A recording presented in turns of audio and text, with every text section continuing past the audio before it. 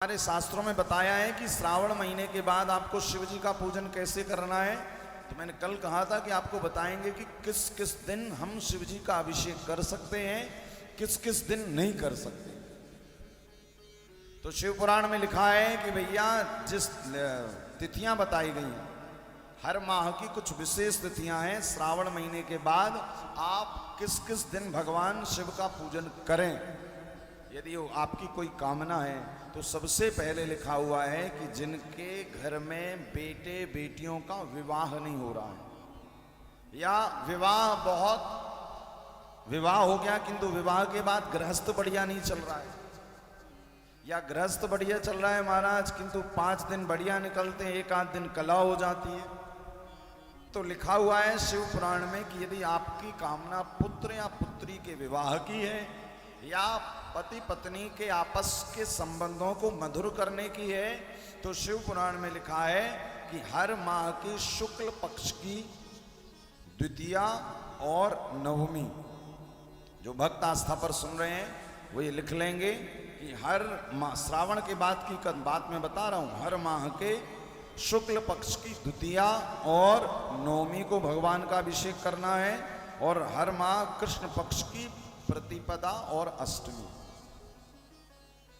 ये किनको करना है? जिनकी कामना है कि हाँ घर में बेटों का बेटियों का विवाह नहीं हो रहा है, विवाह जल्दी नहीं हो रहा, विवाह में बहुत समय लग रहा है। तो लिखा हुआ है हर माह शुक्ल पक्ष की, फिर से मैं दोहरा रहा हूं, द्वितीया और नवमी के दिन भगवान का अभिषेक करिए, और कृष्ण पक्ष की प्रतिपदा और अष्टमी के दिन भगवान देवादिदेव का अभिषेक करिए। आप इस दिन क्यों करें? क्योंकि भगवान शिव इस दिन माता पार्वती जी के साथ रहते हैं, अपनी पत्नी के साथ रहते हैं। माँ उमा अंबिका भवानी पार्वती जी के साथ रहते हैं इन तिथियों पे। तो इन तिथि पे जब आप भगवान शिव का अभिषेक करेंगे श्रावण के बाद, तो आपके घर में बेटों का बेटियों का जो विवाह में विलंब हो रहा है वो बहुत जल्दी हो जाए। क्योंकि देखिए भगवान 4-5 स्थानों पर रहते हैं, एक तो माँ पार्वती के साथ, दूसरे कैलाश पर्वत पर, तीसरे नंदी पर सवार होते हैं, चौथे भगवान स्मशान में रहते हैं, पांचवे भगवान ध्यान में रहते हैं, और छठवें भगवान देवताओं के साथ रहते हैं। तो सबसे पहले जब भगवान मां पार्वती के साथ इन तिथियों पर हैं, तो आप इन तिथियों पर भगवान देवादिदेव महादेव का अभिषेक करिए। महाराज घर में पुत्र पुत्रियों के विवाह के योग बनना प्रारंभ हो जाएंगे। दूसरा बोले यदि आपकी कामना है कि ये दूसरा जो मैं बता रहा हूं ये व्यापारियों के लिए है, कि श्रावण महीने के बाद में जिनका व्यापार है, व्यवसाय है, धन से जुड़े काम है, किसी भी प्रकार का व्यापार है, उन लोगों को कब कब अभिषेक करना है, उनकी कोई कामना है। देखिए जो मैं ये तिथि बता रहा हूं, ये तिथियां आपको आपकी यदि कामना पूर्ति के लिए करना तब इन तिथियों में करिएगा, और अन्यथा यदि आपका कोई कामना नहीं है, आप निष्काम होकर कर रहे हैं, तो फिर कभी भी कर सकते हैं। हाँ, यदि आपको विवाह की कामना है तो मैंने अभी तिथि बताई, और व्यापारियों के जीवन में यदि कुछ उथल पुथल चल रही है, धन की कमी बनी हुई है, व्यापार व्यवसाय में फायदा नहीं हो रहा, बहुत समय से महाराज घाटा लग रहा है, तो शिव पुराण की कथा कह रही है कि कृष्ण पक्ष की चतुर्थी और एकादशी, लिखते जाएंगे जो भक्त आस्था पर सुन रहे हैं, कि श्रावण के बाद व्यापारियों को धन लाभ के लिए कब कब अभिषेक करना है भगवान का, तो कृष्ण पक्ष की चतुर्थी और एकादशी, और शुक्ल पक्ष की पंचमी और द्वादशी को। इस दिन आपको भगवान देवादिदेव महादेव का अभिषेक करना, यदि व्यापार में व्यवसाय में धन की कमी चल रही है, घाटा चल रहा है, क्योंकि इस दिन पे भगवान कैलाश पर बैठे रहते हैं, और जब भगवान कैलाश पर्वत पर बैठते हैं तो इसका मतलब क्या है कि कैलाश पर्वत पर भगवान तिष्ठ होकर बैठते हैं, स्थिर होकर बैठते हैं। और भैया व्यापार और व्यवसाय में भी जरूरत पड़ती है कि लक्ष्मी स्थिर होकर रहे, तभी तो व्यापार चल पाएगा।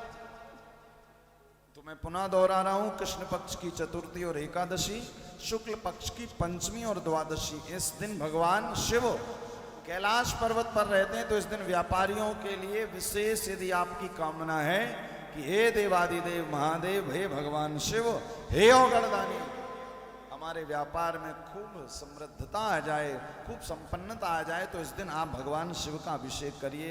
फिर देखिए आपके व्यापार में महाराज मेरा शिव क्या करता है। तीसरा बोले भगवान जब नंदी पर बैठकर भ्रमण करने निकलते उस दिन भी भगवान का अभिषेक करना चाहिए। वो कौन सी तिथि है? तो शिव पुराण में लिखा है कृष्ण पक्ष की पंचमी और द्वादशी।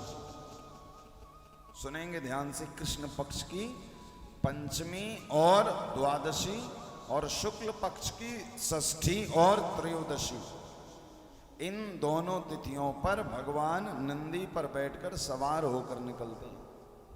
और जब भगवान नंदी पर सवार होकर निकलते हैं तो इन तिथियों में भी भगवान देवादिदेव महादेव का हमें अभिषेक करना चाहिए।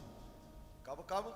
कृष्ण पक्ष की पंचमी, द्वादशी, शुक्ल पक्ष की षष्ठी और त्रयोदशी, इन तिथियों में भगवान शिव नंदी पर बैठकर निकलते हैं। और उस दिन जब हम भगवान शिव का अभिषेक करते हैं तो शिव के सहित मां पार्वती, गणेश, कार्तिकेय और नंदी का भी अभिषेक हो जाता है। तो इस दिन कौन लोग अभिषेक कर सकते हैं? जिनकी कामना है कि आपने देखा ना, लोग बड़े बड़े कंपटीशन एग्जाम देते हैं। लोग, सभी लोग देखिए अपने अपने भाग्य को सभी लोग अजमाते हैं कि महाराज हम इतना पढ़ाई कर रहे हैं, इतना ये कर रहे हैं, किंतु सफलता नहीं मिल पा रही है। तो इन तिथियों को जो रुद्राभिषेक करते हैं भगवान शिव का, कृष्ण पक्ष की पंचमी और द्वादशी, शुक्ल पक्ष की षष्ठी और त्रयोदशी के दिन, इस दिन यदि कोई विद्यार्थी, कोई प्रतियोगिता एग्जाम में बैठने वाला प्रतिभागी, कंपटीशन एग्जाम देने वाला, किसी जॉब को ढूंढने वाला, या जो पहले से जॉब सर्विस कर रहा है वो, यदि ये लोग इन तिथियों पर भगवान शिव का रुद्राभिषेक करते हैं तो आप देखेंगे धीरे धीरे धीरे आपके जीवन में संयोग आएगा कि आप जो जॉब, जो सर्विस प्राप्त करना चाहते हैं, या तो आपको वो सर्विस मिल जाएगी, वो जॉब मिल जाएगी, या उसके समकक्ष भगवान आपको कहीं ना कहीं पद स्थापित कर देंगे। आपको यदि उससे संबंधित कुछ भी चाहिए, आप चाहते हैं ना कि हम सभी लोग कहते हैं भाई हम पढ़ाई कर रहे हैं, कलेक्टर बन जाएं, कमिश्नर बन जाएं, बड़े बड़े, देखिए इन तिथियों पर जो अभिषेक करता है वो बड़े बड़े उत्कृष्ट पदों पर, बड़े बड़े ऊंचे पदों पर बैठने का अधिकारी बनता है। जो नेता लोग होते हैं वो सोचते महाराज हम बड़े नेता बन जाएं, तो इन तिथियों पर भगवान शिव का आप अभिषेक करिए, फिर देखिए मेरा शिव आपको कितने ऊंचे से ऊंचा पद प्राप्त करा देता है। क्योंकि भैया भगवान शिव का काम, लोग कहेंगे महाराज भगवान शिव का काम क्या है? तो भैया भगवान शिव का काम केवल देने का है। इसी कारण मैंने कहा ना, बाकी तो देव किंतु भोले बाबा महादेव।